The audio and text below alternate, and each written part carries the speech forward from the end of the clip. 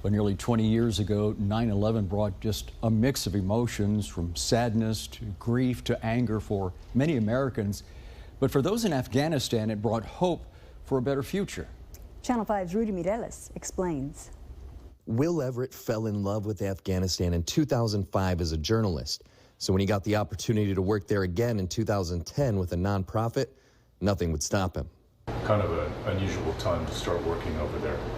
A lot of bombs going off in the night. The troop surge in Afghanistan happening at the same time, a result of the global war on terror after 9/11. That day, bringing sorrow to our nation, but hope to the Afghan people. People like Rowan Karami, his family fleeing the Taliban before the attack on our nation 20 years ago. After 9/11 happened and people heard that Americans came to the country's back to where it was, it's safe, people can go to work and women have the right. So my family moved to Afghanistan.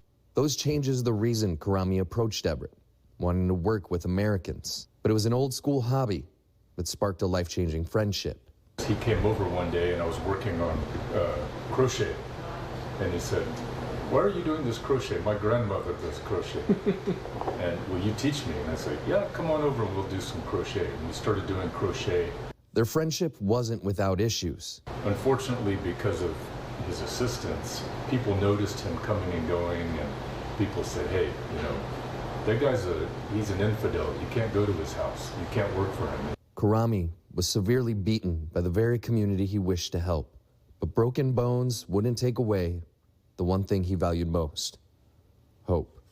I didn't care about what people said about me.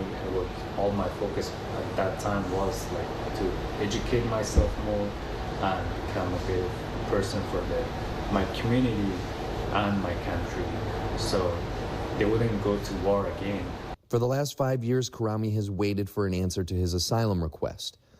Making the most of his wait, he and Everett opened Cafe Karma on South Padre Island.